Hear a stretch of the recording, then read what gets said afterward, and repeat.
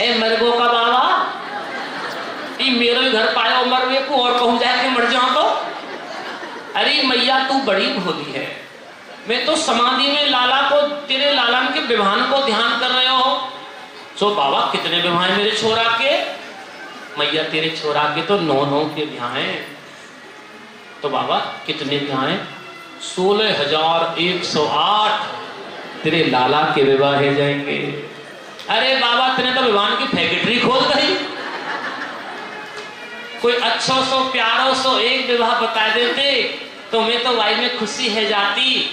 देखो स्वयं अम्बे अम्बाल का माता के रूप में जया, धन्या और मैना, ये जया, धन्या और मैना, मैना के यहाँ से पार्वती और जया के यहाँ से सुकृति और धन्या के यहाँ से जो सुकृति है उनके यहाँ से राधा रानी, जो साक्षात अम्बे का स्वरूप है। इनमें कोई भेद नहीं है। ये प्रेमी और प्रीतम के रूप में अवतार धारण करेंगे और संसार इनका पूजन करेगा, यही मेरा आशीर्वाद है। तब से महाराज राधा जी के साथ में भगवान विहार कर रहे हैं। एक समय जब राधा रानी के साथ में भगवान ने रास किया तो भगवान ने गोपेश्वर का अवतार भी धारण किया। बोल शंकर भगवान। जब रास शरद की पूर्णिमा आई और जब रास होने लगा तो माता पार्वती एक समय कैलाश पर्वत पर से चली एक सखी के रूप में। भगवान शंकर ने समाधि में ध्यान किया, देवी जब भी पूर्णिमा आती है शरद की, तुम कहाँ चली जाती हो? दिव्य श्रृंगार करके कहाँ जाती हो? बाबा मैं उस चंद्र का दर्शन करने जाती हूँ जो शरद की पूर्णिमा पर खिलता है, अपनी पूर्ण कला के रूप में होता है। और वृंदावन में जब दिव्य रास होता है तो मैं उस रास का दर्शन करने जाती हूँ। देवी कैसा रास है वो? चंद्रमा तो हमारे मस्तक पर सुशोभित रहता है। भगवान एक चंद्रमा आपके मस्तक पर सुशोभित रहता है और एक चंद्र वृंदावन में खिलता है शरद की पूर्णिमा पर, मैं उनका दर्शन करने जाती हूँ। पार्वती दिव्य श्रृंगार करके जब चलने लगी तो महादेव बोले, देवी हमको भी ले चलो ना उस रास का दर्शन कराने, हम भी तो अपने नारायण के रास का दर्शन करेंगे। नहीं नहीं स्वामी, वहां पर आप नहीं जा सकते, वहां पे तो मातृत्व भाव से वहां केवल स्त्री स्त्री रहेंगी, मोहन के सिवा कोई दूसरा पुरुष नहीं होता वहां पर। वहां आपका जाना वर्जित है। जहां रस की अनुभूति होती है जिसको रास कहते हैं स्वामी। बाहुत प्रसार परलम कराल कोरु निविष्टनाल भनग खात्र पातई सबलक्या ब्रजहस्त्र सुंदरीणाम रतिपति रम्यां चकारहा। तुम वहां नहीं जा सकते। अगर आपको जाना है ना महादेव तो आप भी गोपी बन जाओ। देवी आप जहां दिव्य चंद्र के दर्शन करने जा रही हो तो चंद्र तो मेरा ही स्वरूप है, मैंने अपने माथे पर इसको सुशोभित किया है, उसके लिए मैं गोपी बन जाऊंगा। तो पार्वती माता ने बड़े भाव से उस रस का दर्शन कराने के लिए भगवान श्री भोलेनाथ के शरीर को सजाना प्रारंभ कर दिया। बाबा मैं आपको गोपी बना देती, वो जो भस्मी हटा दी शरीर में से, थोड़े केसों को सुलझाया और लंबी लंबी जटाएं मारी जटाओं को, और वो बिंदी लगाई, मांग भर दी भगवान शिव को, हाथों में मणिन के कड़ूला, चूड़ी पहनाई, साड़ी, भगवान शिव गोपी बन गए। बोले बाबा अब सब कुछ अच्छा है पर दाढ़ी कैसे छिपाओगे? दाढ़ी बहुत लंबी। ऐसा करो अच्छी सी सुंदर सी कोई चुंदरी उड़ा दो और साड़ी वाड़ी पहन के और वो लिपचिप लगा के 16 श्रृंगार करके महादेव गोपी बन गए। बोल शंकर भगवान जय। और गोपी बन के उस बंसी बजैया के दिव्य रास को देखने के लिए भगवान शिव गोपेश्वर के रूप में आते हैं। ये नटराज है तो ये नटवर है, ये मुरारी है तो ये त्रिपुरारी है, ये बैजंती माला पहनता है तो ये रुद्राक्ष की माला धारण करता है, ये नंदी पर सवार होता है तो भगवान नंदगांव में जन्म लेते हैं, ये हरि है तो ये हर है, इनमें कोई अंतर मत समझ लेना। बोल शंकर की जय हो। तो एक दिना भोले भंडारी बन के नर से नारी वृंदावन आ गए।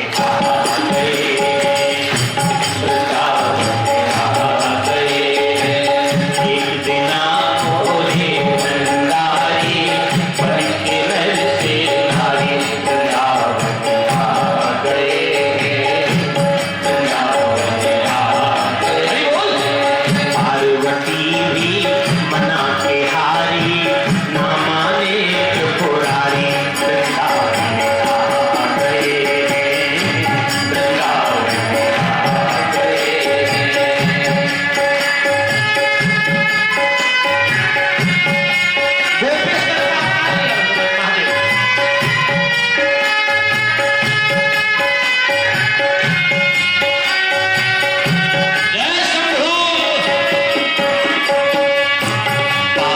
पार्वती से बोले मैं भी चलूंगा तेरे संग रास में, तो तेरे संग रास में।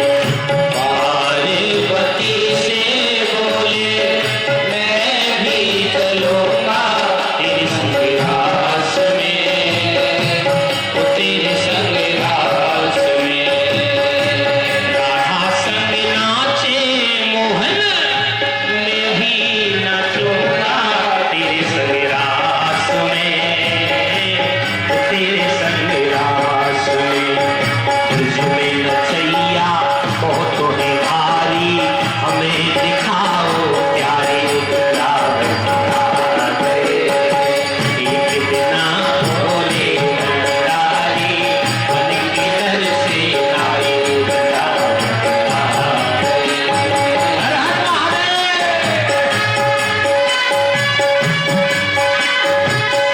ये श्रावण का महीना है, इसी में भगवान कोपेश्वर बन गए हैं। इसी सावन में है।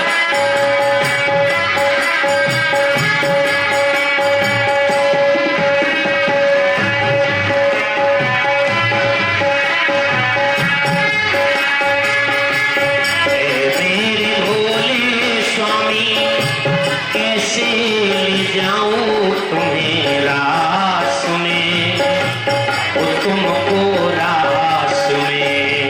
मेरे भोले स्वामी कैसे ले जाऊं तुम्हें रास में, तुमको रास में। श्याम के सिवा कोई दूजा पुरुष ना होगा रास में,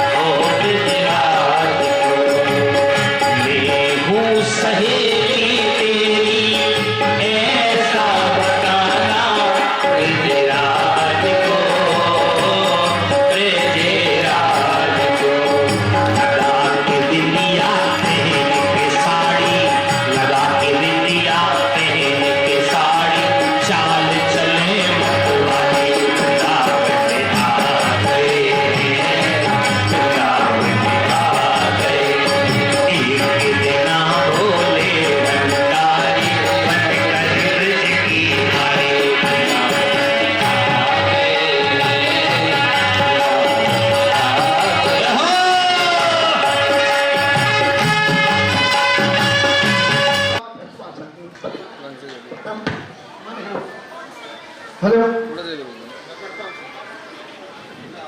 जोरदार तालियों के साथ हमारे पहल परिवार का स्वागत। मैं हरि सिंह जी से निवेदन करूंगा, हरि सिंघल शर्मा जी कृपया यहाँ पर आए। हरि सिंघल शर्मा जी और दीपक गर्गी से निवेदन करूंगा कृपया जल्दी आए, क्योंकि कथा का जो बीच में रोकना उचित नहीं है।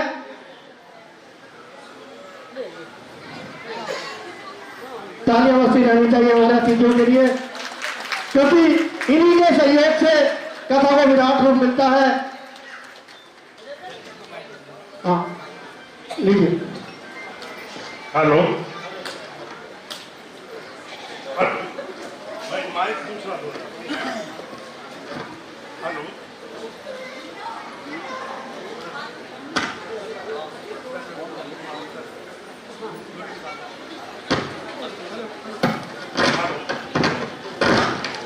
हेलो,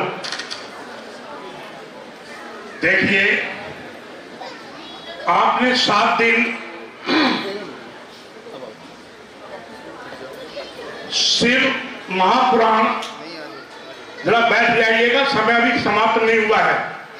अब पूरा रस तो अब आएगा आपको, क्योंकि आज समापन का पूरा संपूर्ण हुई है और जो लोग जा रहे हैं ये समझ लीजिए आप वंचित हो रहे हैं।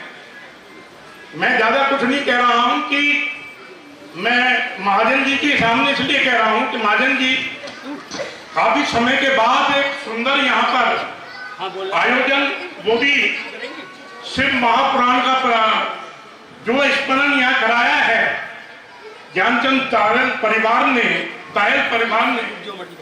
मैं कहता हूं कि जो लोग कभी नहीं सुनते थे वो लोग भी सुनने के लिए आए।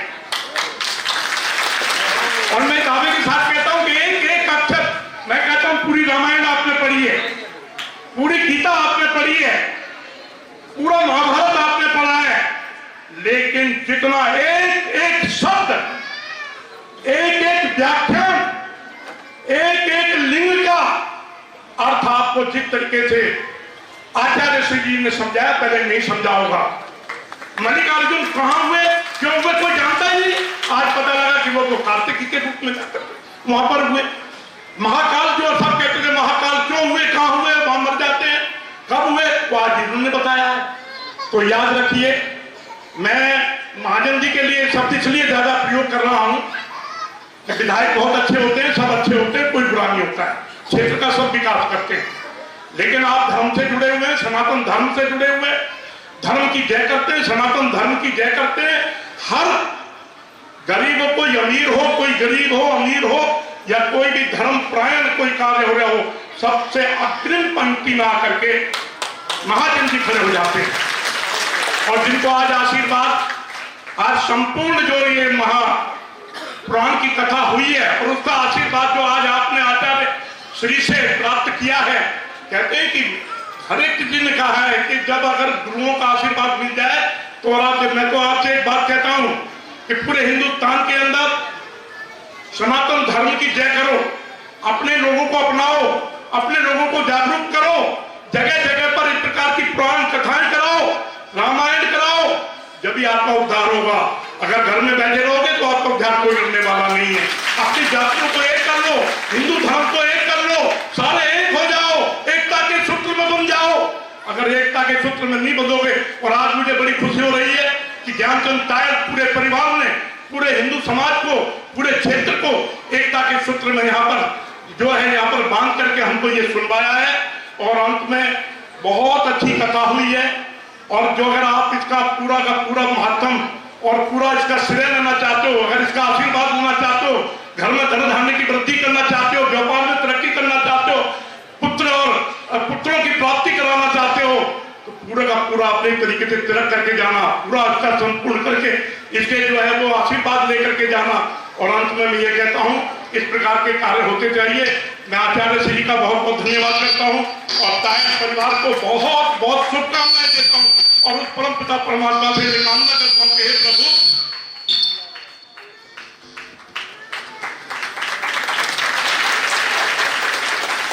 ये कामना करता हूं। और देखिए दीपक जी हैं, दीपक जी आओ एक मिनट।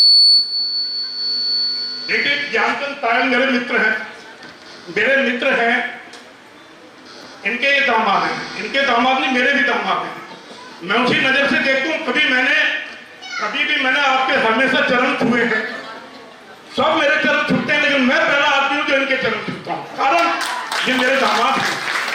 और आज और देखिए महाजन जी, आप पूंजीपति भी हैं, ईश्वर की कृपा से धन धान्य हर, मैं कहता हूँ कि किसी भी चीज में दान, गरीबों की मदद कितना करते हैं मैं कह नहीं सकता इनके लिए, मेरे पास शब्द नहीं है। और अंत में आज इस सुंदर आयोजन के लिए तायल परिवार को, आचार्य श्री को और अपने क्षेत्र के विधायक और फिर सभी अभी कहा था लोकप्रिय और लोकप्रिय नहीं, ये वो व्यक्ति हैं कि हर एक के दुख में, हर एक के सुख में, हर एक गरीब के भी, अमीर के भी, चाहे मजदूर के भी, सबके यहाँ जाते हैं और सबके, चाहे अगर कोई समय नहीं है तो मैं नहीं कहता हूँ, बाकी सबके। और आज आप यहाँ पर आए हैं, ये सब जनता जनार्दन आपको शुभकामनाएं देती है और ईश्वर से कामना करती है कि आपकी दीर्घायु हो और आप तरक्की करें और हमारे हम सब लोग क्षेत्र की जो है, हमारे क्षेत्र की जो है इस प्रकार से खूब सेवा करें। अंत में उन्हें आप सबका बहुत बहुत आभार, बहुत बहुत धन्यवाद। आप सुंदर आयोजन के लिए धन्यवाद। आप सबने सुना, सबने स्मरण किया। और देखो आज मैंने ये द्वारा से कह रहा हूं, इन्होंने 12 लिंगों के बारे में बताया। 12 लिंग क्या हैं, कहां से आई, कैसे सोमनाथ कैसे बने, इन सब के लिए फिर पुणे से मैं आप सबका आभार प्रकट करता हूं और धन्यवाद करता हूं।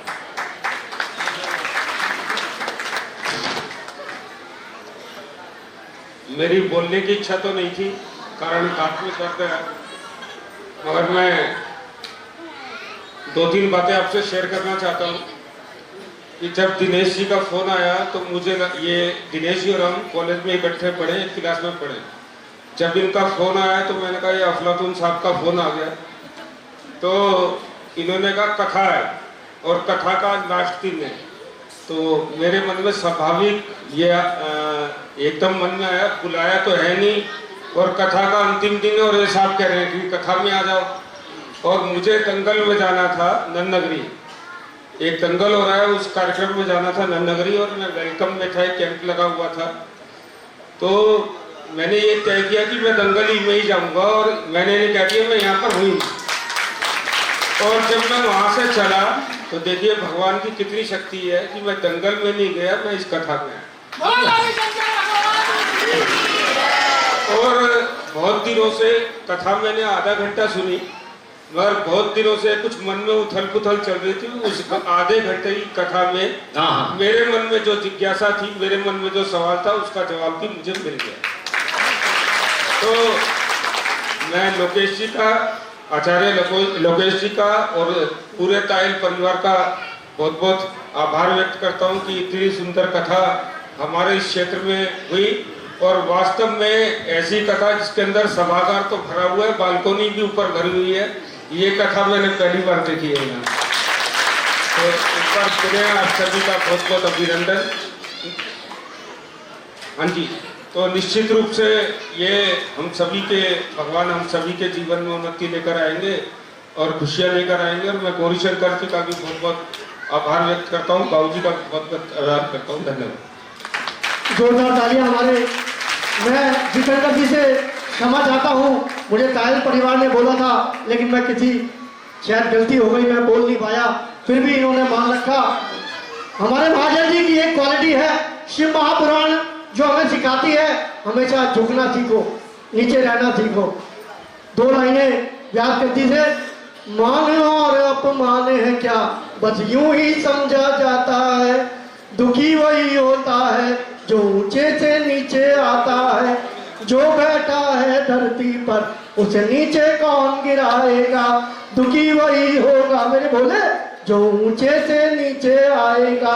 मैंने तुझे प्रसन्न किया और अब है तेरी बारी, डमरू वाले अरे डमरू वाले बाबा तेरी लीला है ना। जय जय भोले भंडारी, जय जय भोले भंडारी। मैं अभियान गंदी जी का, लोकेश जी का, पूरी टीम का और साउंड वालों का, सभी का साधुवाद, बहुत बहुत धन्यवाद। Hello hello. ये दिलेश भाई नहीं, ये भी तायल हैं, हमारे 6 भाई है, दिलेश तायल, ये हमारे छोटे बड़े भाई हैं।